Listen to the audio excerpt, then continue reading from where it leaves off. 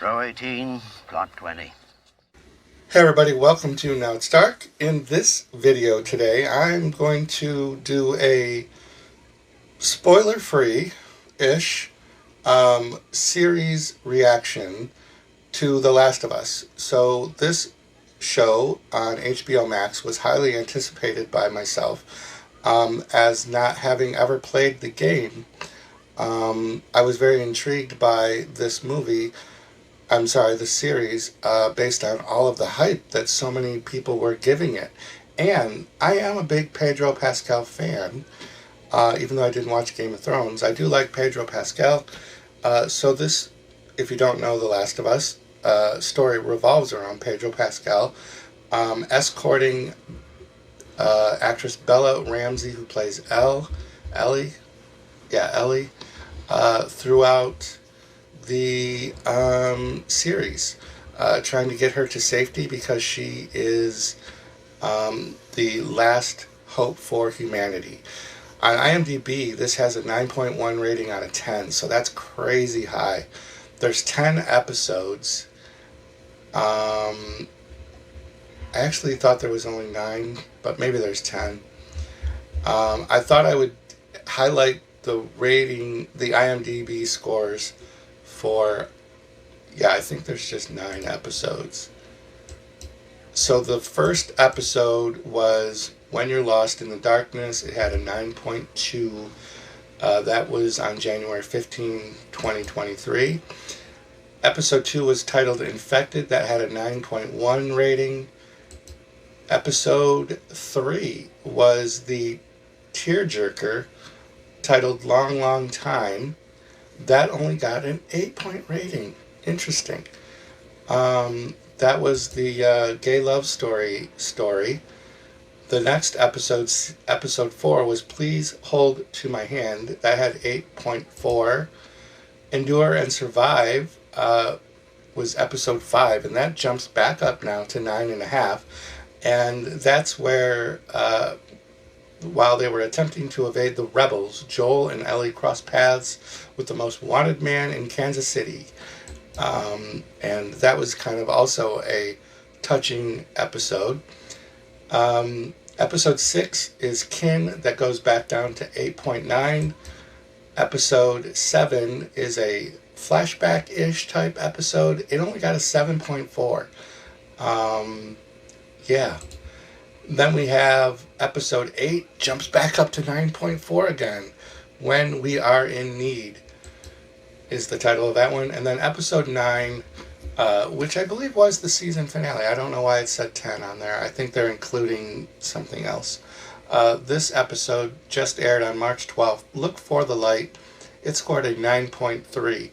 So I have never played the game. Looking at the dips and the highs and the lows in the IMDb ratings, I have to assume that a large portion of the audience for this show have been players of the game.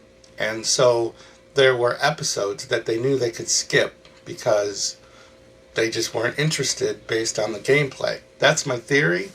Or, I don't know, maybe there was something going on at the same time.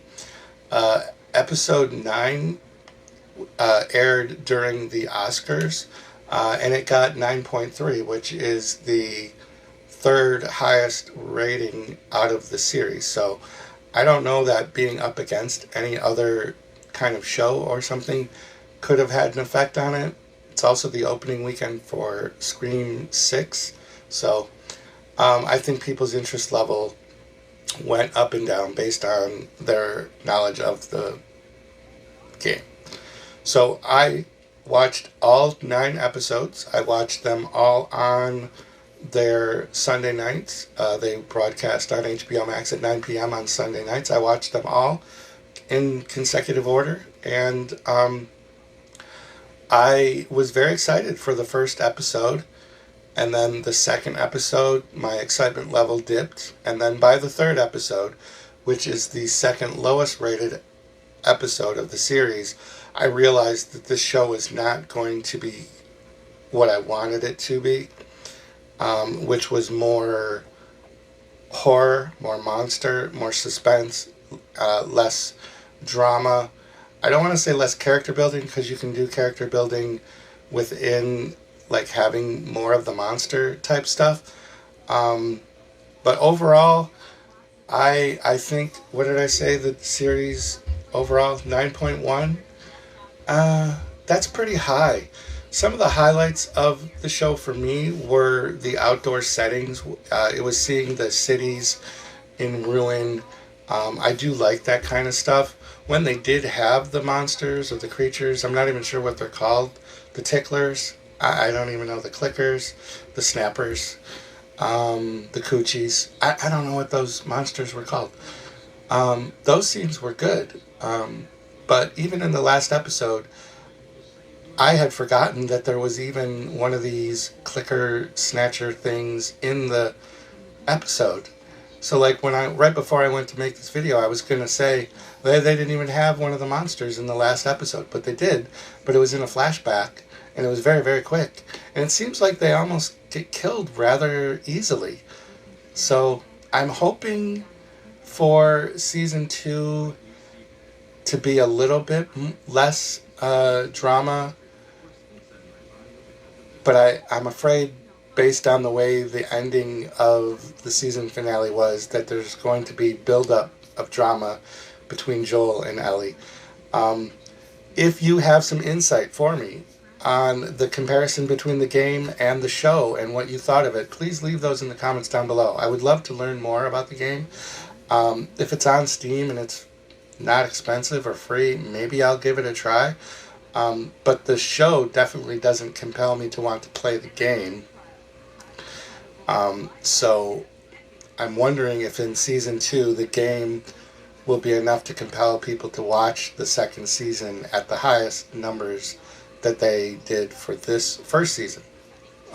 Anyways, leave a comment down below what you thought of The Last of Us from HBOMax. Thank you. So have your dream. Go on and sing your song. There's nothing wrong with singing out of tune. If people laugh and say your dream can never be, just think of